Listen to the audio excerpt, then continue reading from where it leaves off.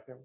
La verdad es que me siento como pez en el agua aquí, porque era un cirujano que habla aquí a los nefrólogos de esto. Pero bueno, vamos a intentar centrarnos un poco en la patología abdominal, fundamentalmente la hernia de la pared abdominal.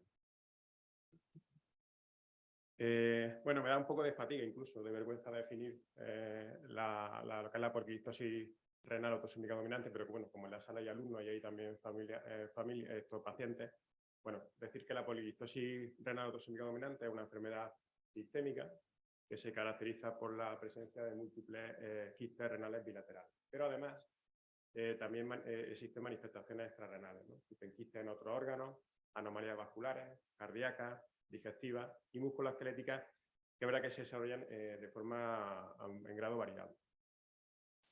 Las manifestaciones renales fundamentalmente son la hipertensión arterial, que es, digamos, la manifestación más frecuente, que se debe a distintos factores.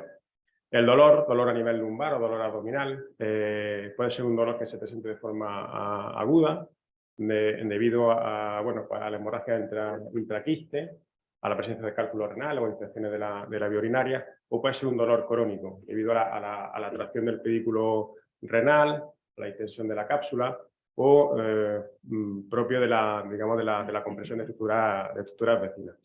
Y en cuanto a la insuficiencia renal, se presenta de forma también variable, pero sí es verdad que en torno a un 50% de los pacientes a los 60 años presentan insuficiencia renal. En cuanto a las manifestaciones extrarrenales, pues decir que existe enfermedad poliquística hepática, quistes en otros órganos, como ahora veremos en alguna imagen, pues quistes a nivel del tiroides, quistes en el páncreas, problemas vasculares, alteraciones cardíacas, enfermedad diverticular del colon y, como decíamos, nos centraremos en las hernias abdominales que son más frecuentes en estos pacientes. Bueno, se presentan quistes aranoides, como vemos aquí, un quiste a nivel cerebral, aquí en la columna, aneurismas cerebrales, quistes seminales que son muy infrecuentes, pero en estos pacientes, digamos, la frecuencia un poquito más alta, quistes pancreáticos, quistes tiroideos y, como decíamos antes, la diverticulosis colónica es también más frecuente en estos pacientes. Es muy importante para llegar al diagnóstico, hacer una minuciosa historia clínica. La exploración física es muy importante y, como era uno de los puntos que quisiera hacer hincapié, es la exploración de los pacientes en la consulta. A veces por tiempo, etcétera, no tenemos tiempo de explorarlos. Y en estos pacientes en concreto es muy importante hacer una exploración abdominal en busca de puntos herniarios, ¿no? Porque es verdad que la patología herniaria, como es muy frecuente, es importante hacer hincapié en la exploración física. La prueba de imagen, ya sea ecografía o TAC, es la que nos va a dar un poco el diagnóstico de sospecha. Aquí tenemos una ecografía en la que nos muestran los quistes renales, una imagen de TAC, en la que efectivamente también tenemos los múltiples quistes renales, ambos bilateral.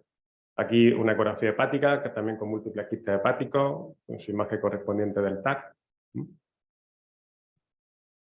Y en cuanto a la patología herniaria, podemos definir que una hernia de pared abdominal es una protrusión del contenido intestinal, el contenido abdominal, a través de una zona bien adquirida o bien congénita de debilidad o defecto de la pared. Aquí veis cómo existe pues, un orificio herniario, por el que, pues en este caso, protruye un asa de intestino delgado, puede ser el colon, puede ser la vejiga, puede ser el epiplon, puede ser grasa. Las hernias pueden ser reductibles, que significa que el contenido intestinal vuelve a la cavidad abdominal, bien con maniobras de taxis herniaria o bien de forma espontánea, pero hay veces que son hernias irreductibles, es decir, que el contenido intestinal o el contenido de la hernia no vuelve a la cavidad abdominal. Existen múltiples tipos de hernias en función de la localización y de la fisiopatología subyacente. Las más frecuentes, tanto en estos pacientes como en pacientes que no presentan poliquistosis, es la hernia inguinal, se presenta en torno a un 87% de los casos de hernia de la pared abdominal. Le siguen la hernia epigástrica y la hernia umbilical, en torno a un 9 y a un 7%. Hay otro tipo de hernias, que son la hernia femoral o plural, la hernia de Spiegel, que se produce en la línea arcuata, que sería esta zona de aquí, y luego hernias incisionales o llamadas eventraciones, es decir, pacientes que están operados previamente, que tienen cirugía abdominal pues cuando aparece una hernia a ese nivel se le denomina hernia incisional o eventración. Aquí tenemos un paciente con una poliquistosis renal autosómica dominante, que tiene además enfermedad hepática y con una hernia a nivel umbilical. Se puede apreciar en la lateral aquí la hernia umbilical y en el corte coronal a este nivel. ¿Y por qué se produce? Tanto en estos pacientes como en pacientes que no tienen poliquistosis. Bueno, en la hepatogenia pues hay que tener en cuenta aspectos tanto anatómicos como factores dinámicos, factores histopatológicos, en estos pacientes especialmente importantes en cuanto al colágeno, y factores predisponentes. Aquí sí es importante, como ahora veremos, la presión intraabdominal. Es decir, en la quistogénesis progresiva se produce, como se ha comentado previamente, pues hay un aumento del volumen renal y esto conlleva a un incremento de la presión intraabdominal. En condiciones normales la presión intraabdominal es la presión atmosférica, es decir, es 0, pero se considera normal de 5 a 7 milímetros de mercurio. Decir que la presión intraabdominal puede sufrir incrementos fisiológicos de forma natural, es decir, con la tos, con el Valsalva, simplemente con la tos, con el estornudo, hay aumentos transitorios de la presión intraabdominal. Decir que es distinto que la presión intraabdominal aumente de forma brusca o de forma crónica, como en estos pacientes. Es decir, cuando se produce de forma aguda, hay un aumento de la presión intraabdominal, por ejemplo, nosotros lo vemos pues, en los pacientes politraumatizados que tienen una hemorragia intraabdominal, pues hay un aumento brusco de la presión intraabdominal y eso sí que tiene una repercusión hemodinámica. En estos pacientes se produce de forma progresiva, hay un aumento del volumen renal, hay un aumento de la presión intraabdominal y esto sí que tiene especial importancia en el desarrollo de la hernia, porque por orificios naturales o bien congénitos, esa presión intraabdominal hace que tengan mayor probabilidad de padecer una hernia. Por tanto, bueno, digamos que el factor más importante relacionado con la patología herniaria es ese aumento de la presión intraabdominal. ¿De acuerdo? ¿Y cuáles son los síntomas? Y aquí sí que es de especial interés el diagnóstico en la consulta y la exploración en la consulta. Bueno, pues es la aparición de una tumoración, un bulto, en la zona afectada, que habitualmente aparece con los esfuerzos inicialmente, con la actividad diaria, y que suele desaparecer o bien con el reposo, o bien al acostarse, o bien con las maniobras de taxi. Eso cuando la hernia es reductible, que se llama.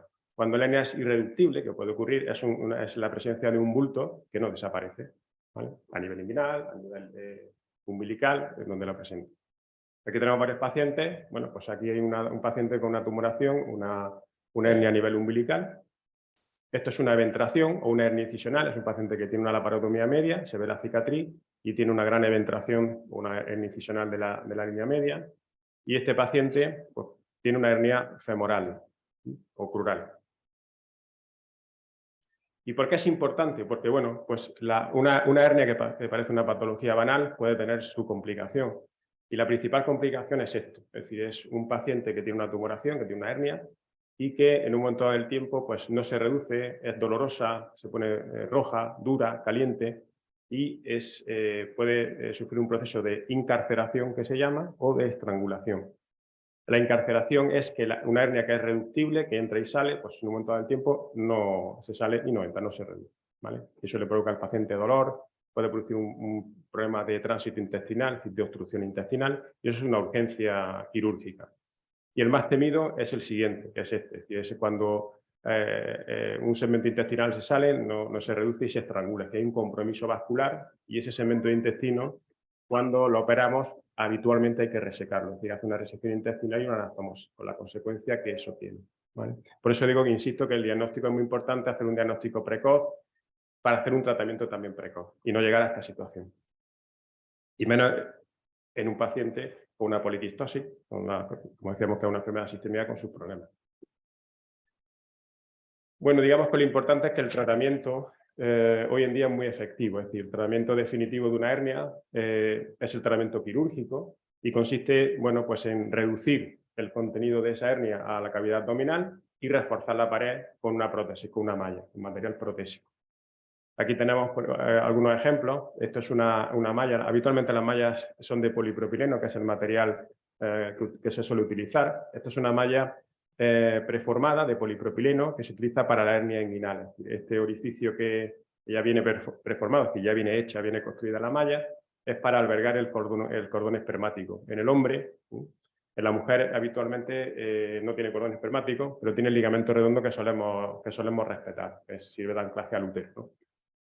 Aquí es un esquema de cómo se repara una hernia inguinal, es decir, esta sería la malla, la colocación de la malla y el cordón espermático que pasa al escroto. Y algún otro tipo de material protésico para hernias umbilicales o algún tipo de ventración más pequeñita, pero en definitiva es material protésico el que se utiliza. Hoy en día no se suele hacer lo que se llama herniorrafia, que es reparar la hernia con los propios tejidos, porque eso está abocado a que haya una recidiva, es decir, que vuelva a aparecer la hernia. Hoy en día se utiliza material protésico. En cuanto a la frecuencia, dentro de la patología de la poliquistosis, bueno, pues datos de registro del GEPAT, fijaros que la frecuencia es muy alta, es decir, en torno a un 30% de pacientes con poliquistosis renal autosómica dominante tienen una hernia abdominal, ya sea inguinal, ya sea umbilical, es decir, es mucho más frecuente que en la población general, ¿vale? Y por último, para concluir, pues me gustaría decir que bueno, pues es importante hacer una buena historia clínica, cualquier paciente, pero en esto más todavía, una historia clínica minuciosa y detallada para llegar a un diagnóstico de certeza. La importancia de la exploración clínica en la consulta, es decir, no olvidarnos de explorar pues, los puntos herniarios, que son los puntos inguinales, umbilical.